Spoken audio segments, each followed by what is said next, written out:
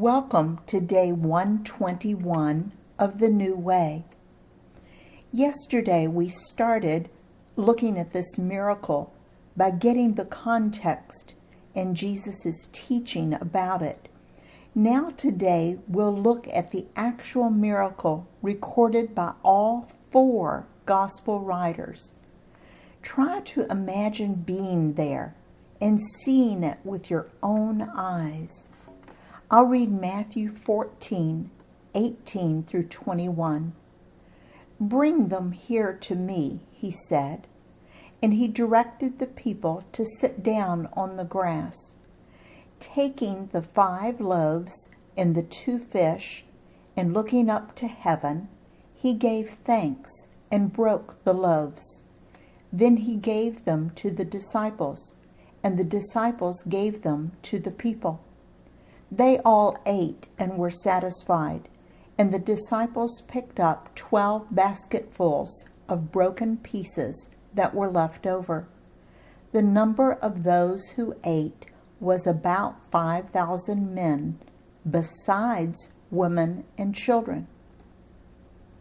And Mark 6:39 through 44. Then Jesus directed them to have all the people sit down in groups on the green grass. So they sat down in groups of hundreds and 50s. Taking the 5 loaves and the 2 fish, and looking up to heaven, he gave thanks and broke the loaves. Then he gave them to his disciples to distribute to the people. He also divided the 2 fish among them all. They all ate and were satisfied, and the disciples picked up 12 basketfuls of broken pieces of bread and fish. The number of the men who had eaten was 5,000. And Luke's version in Luke 9:14 through 17. About 5,000 men were there, but he said to his disciples, "Have them sit down in groups of about 50 each." The disciples did so, and everyone sat down. Taking the 5 loaves and the 2 fish, and looking up to heaven, he gave thanks and broke them. Then he gave them to the disciples to distribute to the people.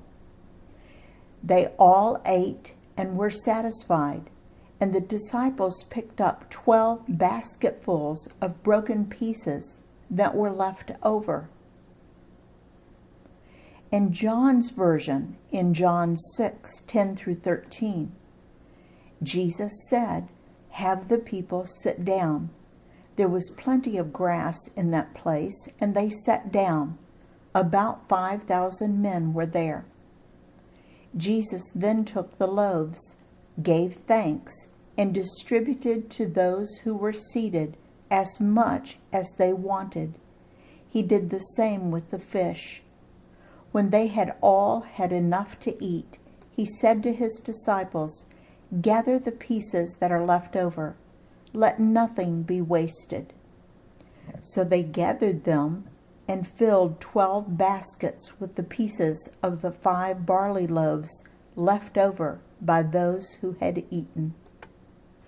God not only blessed the people with food, but they had all they wanted, and there was food left over. Do you think that leftover food was wasted? I've puzzled over why there were 12 baskets full of fish and bread left over. I wonder if Jesus had each disciple carry a basket back to those cities they had been ministering to and give it to the poor. I don't know. Maybe they had a lot of leftovers. This I do know.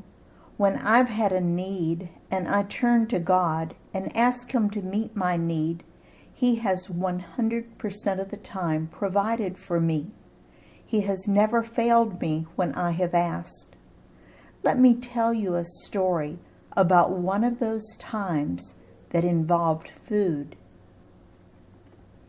David and I were living in student housing while he was in graduate school at the University of Arizona. I was also attending the university, and we were super poor. Money was very, very tight. Our cupboards were bare, but we wouldn't have a paycheck until Monday, and it was only Wednesday. We had never been this poor, and we were both scared. Then in the mail, I got a letter from my grandparents that they were driving all the way from Arkansas to Tucson, Arizona to visit us. Now back in the 70s, that was a really big deal. I looked at the postmark and realized that they should arrive on Saturday. Uh-oh.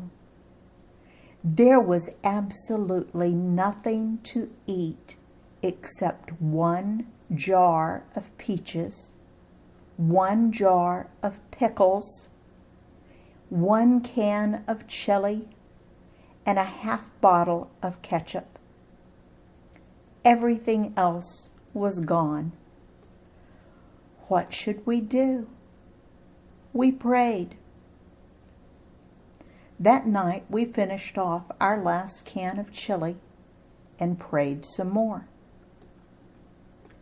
On Thursday night, when I got home from work, I was cleaning to try to forget that I was hungry. We planned to eat the peaches when David got home from work. But then there was a frantic knock on my door. "Can you help me, please?" It was my friend who lived behind us. Of course, what's wrong? What was wrong was actually good news for both of us, but I didn't know it then. She and her husband were in the graduate program for deaf studies. They had just received an offer to become dorm parents at a local school for the deaf. It was their dream job. The only problem was they needed to move in by Friday, like tomorrow. Okay, I thought, I can help you pack. But she explained that's not what she needed help with.